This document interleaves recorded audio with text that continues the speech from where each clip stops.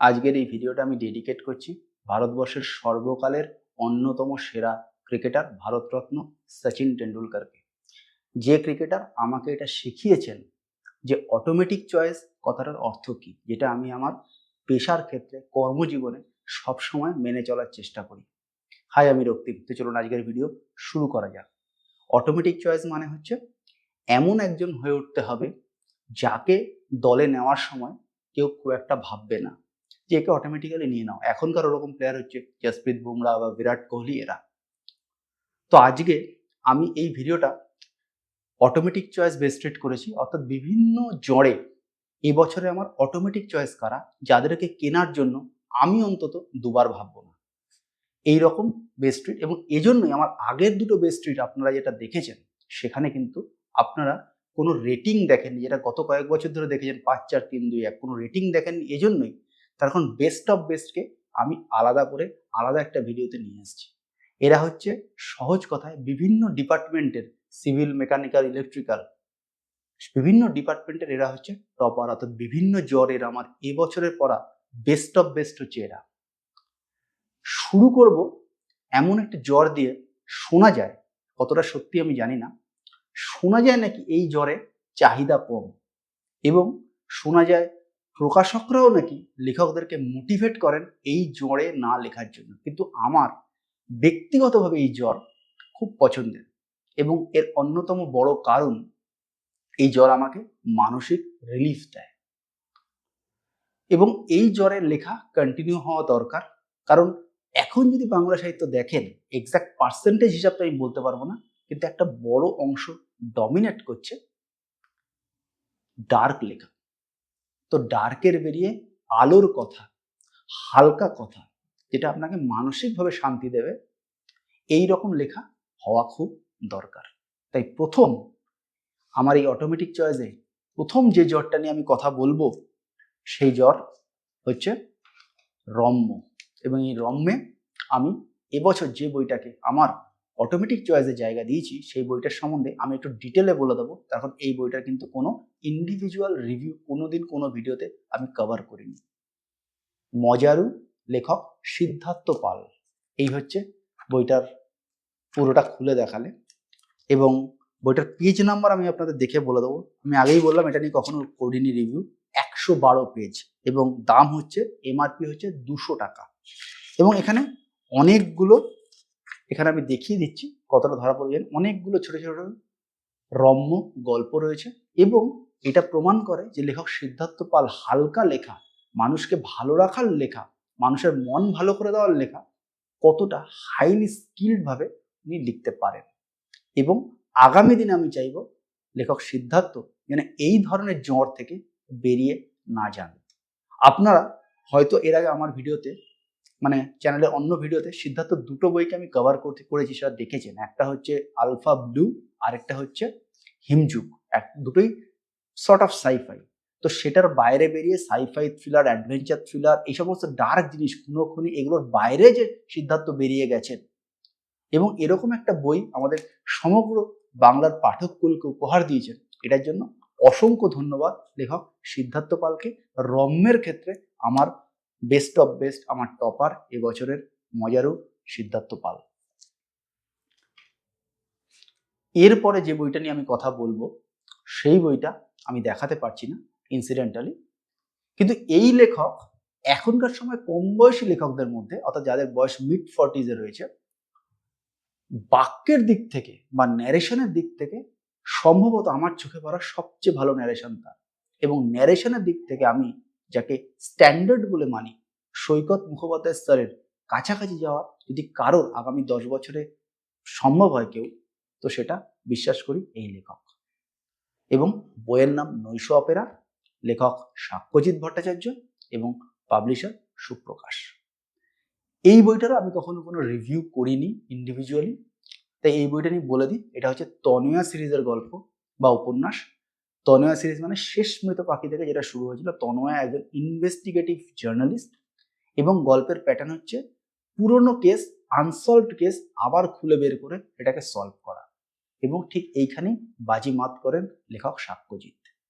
সাক্ষ্যজিতের লেখার মধ্যে যে বর্ণনা থাকে, এই গল্প নৈশ অপেরার প্লট হচ্ছে ম্যাকলক্সিগঞ্জ বা ওই ধরনের ছোটানাগপুর অঞ্চল, ওই ধরনের মালভূমি অঞ্চল, যে ধরনের জায়গা আমরা বুদ্ধদেব গুহর লেখায় পাই।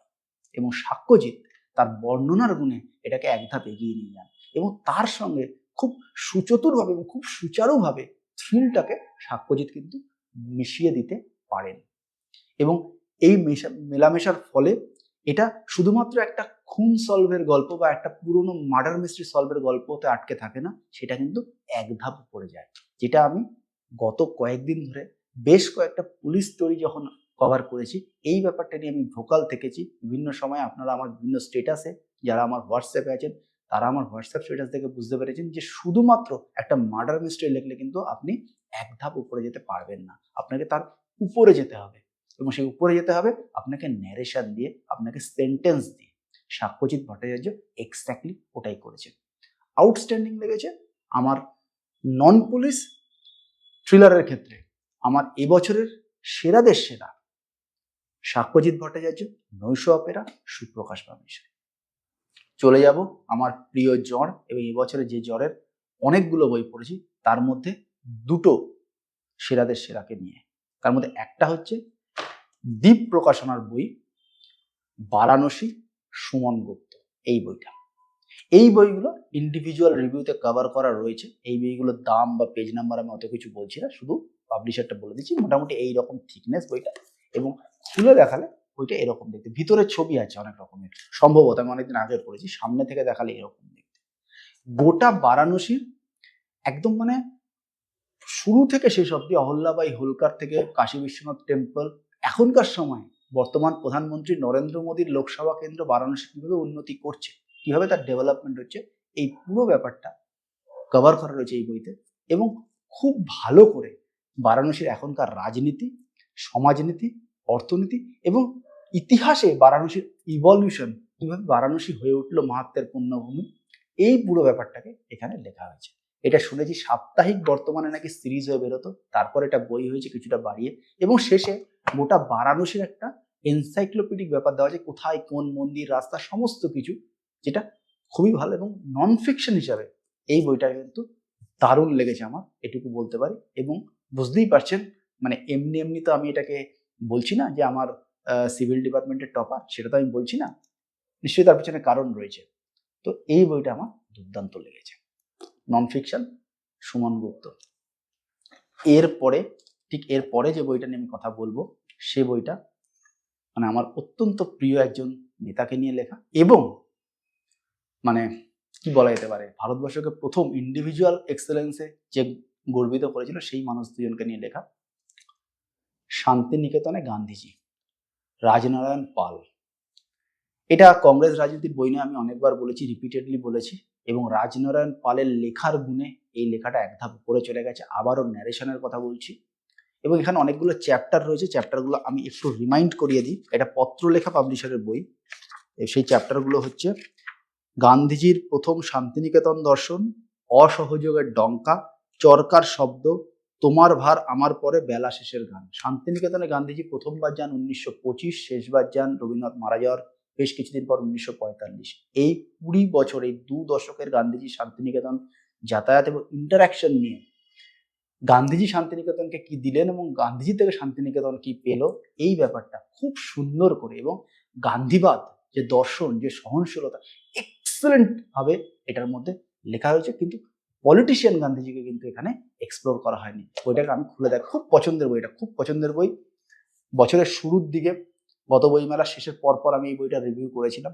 দুর্দান্ত বই, মানে আউটস্ট্যান্ডিং নন ফিকশন, খুব ভালো লেগেছে।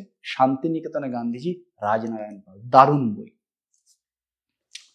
নন ফিকশন শেষ হয়ে গেল, আর আমিও আস্তে আস্তে র্যাপ আপ করছি এই ভিডিওর দিকে, আর খুব বেশি বই নেইও।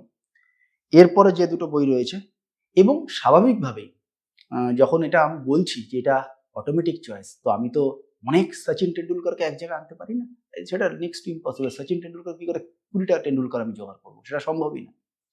তো বইও খুব বেশি নেই এই ভিডিওর জন্য, এবং খুব বেস্ট অফ বেস্ট বইকে নিয়েছি। এরপরে দুটো প্রেমের বই নিয়ে কথা বলবো। তার মধ্যে প্রথমটা হচ্ছে লেখক অভিজিৎ তরফদারের লেখা মৃত্যুর নির্মাণ ও অন্যান্য, আনন্দ পাবলিশার। এরকম থিকনেস, ওইটার এমআরপি হচ্ছে 700 টাকা। তিনটে উপন্যাস আছে, তিনটে উপন্যাসের মধ্যে একটা ওই নাম দিয়ে উপন্যাস মৃত্যুর নির্মাণ, এরপরে রয়েছে অনল অতল, এরপরে হচ্ছে অতন্দ্র আকাশ। তিনটে উপন্যাস, তিনটে আলাদা আলাদা রকমের প্রেম এবং তিনটে আলাদা আলাদা প্রেমের ইন্টারপ্রিটেশন। মাথায় রাখবেন, প্রেম হচ্ছে এমন একটা জ্বর, যে জ্বর কিন্তু it is not a police story, it is not a detective story. অর্থাৎ এখানে কিন্তু সেইভাবে কোনো স্ট্রাকচার প্রপারলি ডিফাইন্ড নয়। অর্থাৎ ক্রাইম কনস্পিরেসি ইনভেস্টিগেশন দিয়ে আমি প্রেমটাকে সাজিয়ে দেবো, it is next to impossible. তাই প্রেম লেখা কিন্তু অত সহজ নয়, ঠিক আছে? প্রেমের মধ্যে অনেক কিছু আছে, আমি অত কমপ্লিকেটেড বেঙ্গলি বলতে পারিনি যে লঘু প্রেম গাঢ় প্রেম, but it is, yes it is something, মানে আপনার লেখার কায়দায় it gets diluted or it gets better and better, যেটা রবীন্দ্রনাথ পেরেছেন তার শেষের কবিতা, বা চোখের বালিতে, বা নষ্ট নীড়ে, যেটা রবীন্দ্রনাথ পেয়েছেন, রাবীন্দ্রিক যে কায়দা। সো প্রেম is bit more, it requires your highest level of ability. তো সেই প্রেমটা লেখা তো সোজা কাজ নয়। এবার রবীন্দ্রনাথের মতো হয়েছে কি হয়নি সেসব কমেন্টে আমি যাবো না, কিন্তু অভিজিৎ তরফদার এই বইটাকে লিখেছেন এবং পাঠক হিসাবে, খুব সাধারণ বুদ্ধির পাঠক হিসাবে আমার ভালো লেগেছে, ঠিক আছে? আমার ভালো লেগেছে। বইটা খুলে দেখা, এরকম ভিতরে ছবি থাকতেও পারে, নাও থাকতে পারে। আনন্দর আমি কি কভার পেজ দেখাবো, আনন্দ তো এককালে আমার স্ট্যান্ডার্ড ছিল, যদিও এখন অনেক পাবলিশার ভালো করছে, কিন্তু আনন্দ এককালে আমার স্ট্যান্ডার্ড ছিল পেজ প্রিন্ট কোয়ালিটির দিক থেকে। সো আনন্দকে আর দেখানোর খুব একটা কিছু নেই। খুব ভালো লেখা। মৃত্যুর নির্মাণ বইটা তো খুবই ভালো, খুবই ভালো, এক সৎ ডাক্তারের গল্প, খুবই ভালো। এর পরের বইটা তো আপনারা হয়তো গেস করতে পারছেন, যার সঙ্গে মহাভারতের একটা সিমিলারিটি রয়েছে এবং আনন্দ পুরস্কার পাওয়া বই, এবং এমন একজন লেখকের লেখা যার ফ্যান নাকি শোনা যায় এখনকার কলেজের কম বয়সী ছেলেমেয়েরা, এবং কলেজের কম বয়সী ছেলেমেয়েরা এজন্যই তার ফ্যান, সম্ভবত এটা আমার বিশ্লেষণ, কারণ প্রথমবার প্রেমের যে অনুভূতি, সেই অনুভূতিটা হচ্ছে প্রথমবার ওই বাউন্সার বা ইয়র্কার ফেস করার মতো। যখন একটা প্লেয়ার 10 বছর খেলে ফেলে, তখন সে বাউন্সার পেলে যেভাবে রিয়াক্ট করবে, টেন্ডুলকার যখন আকরামকে ফেস করেছিল পাকিস্তানিকে 89-এ, তখন তার আলাদা রিয়াকশন ছিল। এটা আমি জেনেছি Tendulkar autobiography playing it my way থেকে, এটা বানিয়ে বলা কোনো ঘটনা নয়। তো তার একটা আলাদা রিয়াকশন থাকে, এবং সেই মনস্তত্ত্ব লেখক সরঞ্জিৎ চক্রবর্তী দুর্দান্তভাবে তুলে ধরেছেন তার বই শূন্য পথের মল্লিকা, আগেন আনন্দ পাবলিশার, দাম 600 টাকা, ভালো থিকনেস, মোটা, বহু চরিত্র, এবং চরিত্রগুলোকে একটা নাম্বার লাইনের মতন করে একটা কন্টিনামের মধ্যে তিনি ডিজাইন করেছেন। একদিকে পুরো কালো, একদিকে পুরো সাদা, আর কালো আর সাদার কম্বিনেশন চেঞ্জ করে কিছু ক্যারেক্টার গ্রে, কিছু ক্যারেক্টার বেশি গ্রে, কিছু ক্যারেক্টার কম গ্রে, এইভাবে উনি তৈরি করেছেন। এবং এখানে আপনারা তুলনায় ডিপ্রাইভড একটা চরিত্র পাবেন, যার সঙ্গে কর্ণের মিল পাবেন, দ্রৌপদীর মতো ক্যারেক্টার পাবেন, ব্যাসদেবের মতো ক্যারেক্টার পাবেন, ছবি দাদু, কুন্তির মতো ক্যারেক্টার পাবেন, অনেক রকম ক্যারেক্টার পাবেন। আমি খুব একটা নিশ্চিত নই যে লেখক সরঞ্জিৎ চক্রবর্তী মহাভারত রেফার করে শূন্য পথের মল্লিকা লিখেছিলেন কিনা, এটা আমি জানি না, কিন্তু একজন মহাভারত প্রেমী হিসাবে আমি এর মধ্যে মহাভারতকে খুঁজে পেয়েছি। আমি তিনটে জিনিসকে বেশিরভাগ জায়গায় খুঁজে পাই, রাজনীতি, যেটা নিয়ে আমি কথা বলি না, ক্রিকেট, মহাভারত। আরেকটা জিনিসকেও খুঁজে পাই, এটা হচ্ছে রবীন্দ্রনাথ। তো এটার মধ্যে আমি মহাভারতকে খুঁজে পেয়েছি। আমার খুবই ভালো লেগেছে এই বইটা, এবং এই বইটার থেকে আমি এটা বুঝতে পেরেছি, এবং এইটা হচ্ছে আরো একটা বই যেটা সরঞ্জিৎ বাবু যে কোন কোয়ালিটির ন্যারেশন দিতে পারেন, ওনার সেন্টেন্স তো খুব ভালো, ঠিক আছে, সেটাও এটা একটা ব্যাপার। এবং এটার থেকে আমি বুঝতে পেরেছি কেন কলেজের কম বয়সীরা উনার এত ফ্যান। তারপর উনি ওই মনস্তত্ত্বটা, যেটা বললাম প্রথমবার ইয়র্কার বা বাউন্সার খেলার মতো, সেইটা খুব ভালো বোঝে। আমি শেষ বইতে চলে এসেছি। শেষ বইটা দেখানোর আগে আমি একটা অনুরোধ করবো আপনাদেরকে। শেষ বই যে জ্বরে, সেই জ্বরের একটা খুব হাই টিআরপি থাকে, কিন্তু আমি এতক্ষণ অব্দি যে জ্বর দেখালাম, এগুলো প্রত্যেকটা কিন্তু ভালো বই। তাই আপনাদের অনুরোধ করব, এগুলো প্রত্যেকটাই আপনারা মাথায় রাখুন। কেনা না কেনা তো ব্যক্তিগত সিদ্ধান্ত, আমি বলতে পারবো না, ঠিক আছে? শেষটা নিয়ে, কারণ শেষ ইমপ্রেশন নিয়ে যদি সবাই ভিডিও থেকে বের হয়, দেখা গেল যে শেষটাই সকলের মাথায় থেকে গেল, এটা আমি চাইছি না। শেষ বইটা দেখানোর আগে আমি আপনাদেরকে একটা ছোট্ট অ্যানিকডোট বলবো। 2022 ওয়ার্ল্ড টি20 সেমিফাইনালে ইন্ডিয়া হেরে গেল ইংল্যান্ডের কাছে সিডনিতে। ইন্ডিয়া ফার্স্ট ব্যাট করে করেছিল 168, ইংল্যান্ড 10 উইকেটে ম্যাচ জেতে 170 করে উইদাউট এনি লস। ম্যাচের শেষে আমাদের ক্যাপ্টেন সেই সময় রোহিত শর্মাকে আমরা কাঁদতে দেখেছি। আমি কিছু কিছু ছবি এই ভিডিওতে বসিয়ে দেওয়ার চেষ্টা করছি। তো সেই কান্নার দৃশ্য তো একজন ভারতীয় হিসাবে এবং একজন ক্রিকেট প্রেমী হিসাবে আমার তো ভালো লাগতে পারে না। কিন্তু ইন্টারেস্টিং, রোহিত শর্মা কান্নার পরে কি বলেছিলেন প্রেস কনফারেন্সে, উনি ইন্ডিয়ান মিডিয়াকে সিডনিতে বসে অ্যাড্রেস করে একটা খুব ইন্টারেস্টিং কথা বলেছিলেন। রোহিত শর্মা বলেছিলেন যে যেভাবে আমরা সাদা বলের ক্রিকেট খেলছি ঠিক একইভাবে যদি আমরা কন্টিনিউ করি আমরা কোনোদিন কোনো মাল্টি ন্যাশনাল টুর্নামেন্ট জিততে পারবো না, অর্থাৎ world cup, champions trophy, world T20 আমরা জিততে পারবো না।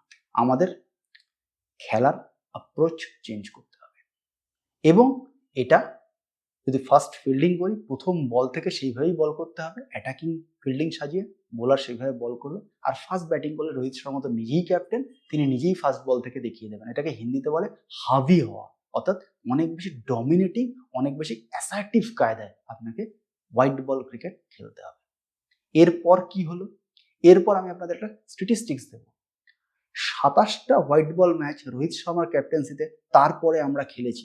এর মধ্যে একটা ম্যাচ ওয়ার্ল্ড টি20 যেটা আমরা জিতি ওয়েস্ট ইন্ডিজে, যেটা সূর্যকুমার যাদব সে ক্যাচটা নিয়েছিল, সেই ম্যাচটা সেই ওয়ার্ল্ড টি20তে একটা ম্যাচ ওয়াশ আউট হয়ে যায়, অর্থাৎ বৃষ্টির জন্য খেলা হয়নি। একটা ম্যাচ ওরকম হয়, দুটো টিমকে এক এক করে দিয়ে দেয়, আমার এখন মনে নেই কোন টিমের সঙ্গে খেলাটা ছিল। আর একটা ম্যাচ ইন্ডিয়া হেরে যায়, সেটা হচ্ছে 2023 ওডিআই ওয়ার্ল্ড কাপের ফাইনাল মোতেরাতে, যেটা এখনকার নাম নরেন্দ্র মোদী স্টেডিয়াম। এই দুটো ম্যাচ বাদ দিয়ে 27-এর মধ্যে 25টা ম্যাচ ইন্ডিয়া জেতে এবং যদি আপনি পার্সেন্টেজ ক্যালকুলেট করেন প্রায় 93% উইনিং পার্সেন্টেজ, 92.5 বা এরকম টাইপের কিছু একটা।